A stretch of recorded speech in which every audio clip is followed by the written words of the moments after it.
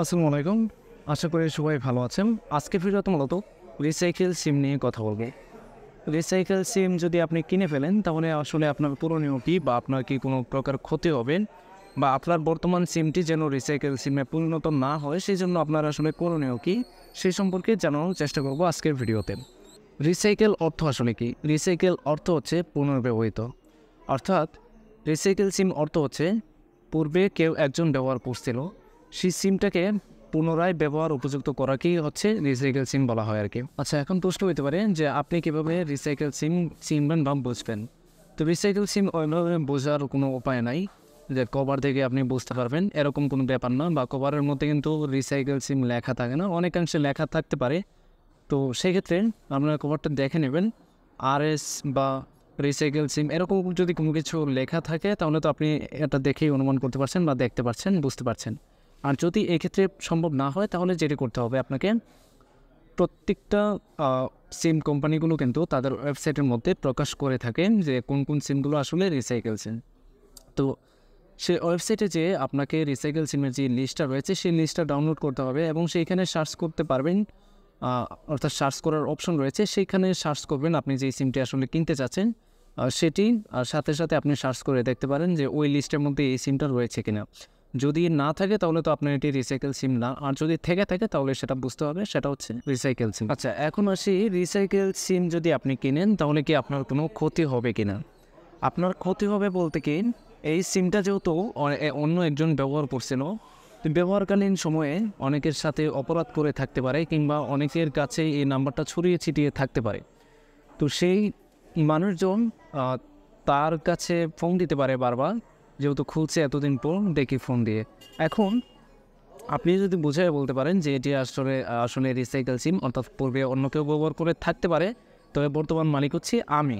তো আপনি দয়া করে আর কল টোল দেবেন না, এটার বর্তমান মালিক হচ্ছে আমি, পূর্বের মালিকের সাথে এই সিমের কোনো সম্পর্ক নাই বর্তমানে। তো এটা যদি বোঝায় বলতে পারেন তাহলে তো ভালো, এইটুকুই হচ্ছে ক্ষতি। এখন অনেকের প্রশ্ন হতে পারে, এটা দিয়ে যদি কোনো ক্রাইম যদি করে থাকে পূর্বে, তো এখন কি সেটার দায়ভার আমাকে নিতে হবে কিনা? না, কখনোই না। আপনি কতদিন পর্যন্ত বা কতদিন থেকে হচ্ছে মালিক এবং সে কতদিন পর্যন্ত মালিক ছিল এটার ডাটা কিন্তু কোম্পানির কাছে আছে। তো সেই ক্ষেত্রে আপনার কোনো প্রকার দায়বদ্ধতা নেই বা কোনো প্রকার ক্ষয়ক্ষতি হবে না আপনার এই ব্যাপারে, যে সে কোনো ক্রাইম করেছিল সেটার দায়ভার কিন্তু আপনার উপর আসবে না। এখন আসি রিসাইকেল সিম কেনার পর আসলে আপনার করণীয় কী। রিসাইকেল সিম কেনার পর হচ্ছে আপনার যেটি করণীয় সেটা হচ্ছে এই যে অ্যাকাউন্ট থাকতে পারে, যেমন সোশ্যাল অ্যাকাউন্ট থাকতে পারে, ইনস্টাগ্রাম, তারপর হচ্ছে ফেসবুক বা ইমো থাকতে পারে, হোয়াটসঅ্যাপ থাকতে পারে, এই যে অ্যাকাউন্টগুলোর মাধ্যমে সে কথা বলছে অন্য কারোর সাথে, এখন পর্যন্ত সে কথা বলতে পারে। অনেকটা এরকম যে সে অ্যাকাউন্টটা খুলেই হচ্ছে সিমটা রেখে দিয়েছিল, সে জানেও না যে তার সিমটা হচ্ছে রিসাইকেল পর্যায়ে চলে গেছে এবং এটি নতুন কারো কাছে বিক্রিও করা হয়েছে, এটা পর্যন্ত জানে না, কিন্তু সেই ইমোতে বা হোয়াটসঅ্যাপ বা ফেসবুক এখন পর্যন্ত চালাচ্ছে। তো আপনার যেটি প্রথম স্টেপ হবে সেটা হচ্ছে তার সাথে কোনোভাবে যোগাযোগ করা। অর্থাৎ সে যদি ইমো চালিয়ে থাকে সেক্ষেত্রে আপনি অন্য অ্যাকাউন্টের মাধ্যমে কথা বলতে পারেন যে এই সিমটি বর্তমান মালিক হচ্ছে আমি। তো আপনার যদি যেহেতু অনেক দিন চালাইছে সেহেতু অ্যাকাউন্ট থাকবে, ফেসবুক অ্যাকাউন্ট থাকবে, এগুলো তার কাছে গুরুত্বপূর্ণ হইতে পারে। এটা হচ্ছে মানবিক খাতিরে আপনি তাকে হেল্প করলেন, তার ফেসবুক আইডি কিংবা ইমো আইডিটা তাকে ফিরিয়ে দিলেন।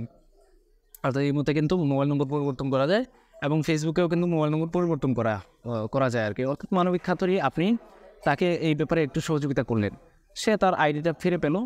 এটা হচ্ছে একটা। দ্বিতীয় হচ্ছে আপনি যদি কোনোভাবেই তার সাথে যোগাযোগ না করতে পারেন সেই ক্ষেত্রে তার যে ইমো অ্যাকাউন্ট রয়েছে সেটা ডিলিট করে নতুন করে সেট আপ করবেন এবং ফেসবুক অ্যাকাউন্ট থেকে থাকে সেটাও ডিলিট করে নতুন করে আপনি শুরু করবেন। তো এইটা হচ্ছে পদ্ধতি। এর কারণ হচ্ছে সে যদি ইমো চালিয়ে যায় আপনার কাছে, আপনার মালিকানায় বর্তমানে সিমটা রয়েছে, এখন সে ইমো চালাচ্ছে অন্য ডিভাইস দিয়ে চালাতে পারে। কারণটা হচ্ছে আমি বললাম না, সে ওইটা দিয়ে অলরেডি লগ ইন করা ছিল, যে কারণে নতুন করে ওটিপি চায় নাই, যেই কারণে সে এখন পর্যন্ত ইমো চালিয়ে যাচ্ছে কিন্তু সিমটা আপনি মালিক। তো সেই ক্ষেত্রে কিন্তু আপনার ক্ষতি হইতে পারে।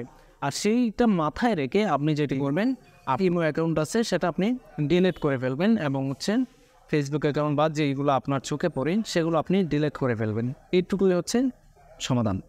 এখন আসি আপনার সিমটি যেন রিসাইকেল পর্যায়ে না যায় সেই জন্য আপনার আসলে করণীয় কী।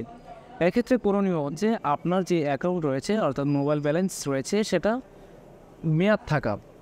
অর্থাৎ আপনি যদি মনে করেন যে আগামী 1.5 বছরের মতো চালাবেন না বা 2 বছরের মতো চালাবেন না, 3 বছরের মতো চালাবেন না, সেই ক্ষেত্রে আপনাকে নির্দিষ্ট পরিমাণের অ্যামাউন্ট করতে হবে, রিচার্জ করতে হবে। এতে করে আপনার অ্যাকাউন্টের মেয়াদ বাড়বে এবং সেই মেয়াদটা নির্দিষ্ট একটা সময় থাকবেন। সেই নির্দিষ্ট পরিমাণ সময় যদি থাকে তাহলে হবে কি, ওই নির্দিষ্ট সময়ের ভিতরে তারা কিন্তু রিসাইকেল করতে পারবে না, হোক সেটা আপনার সিম বন্ধ থাকুক কিংবা চালু, এর মধ্যে কিন্তু তারা বন্ধ করতে পারবে না। কিন্তু যখন আপনার সিমের ব্যালেন্সের মেয়াদ থাকবে না এবং 15 মাস অতিবাহিত হবে, তখনই কিন্তু এই সিমটা রিসাইকেল পর্যায়ে চলে যাবে।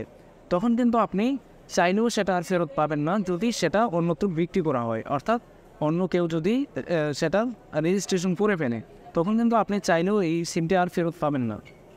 আর সেই জন্য আপনারা অবশ্যই আপনাদের রিচার্জের ব্যাপারে সতর্ক হবেন যে রিচার্জ যদি আপনার ব্যালেন্সের যে মেয়াদটা রয়েছে সেই ব্যালেন্সের মেয়াদ যদি না থাকে সেক্ষেত্রে আপনারা রিচার্জ করে মেয়াদ বাড়িয়ে নেবেন, আপনাদের চাহিদা অনুসারে রিচার্জ করে মেয়াদটা বাড়িয়ে নেবেন।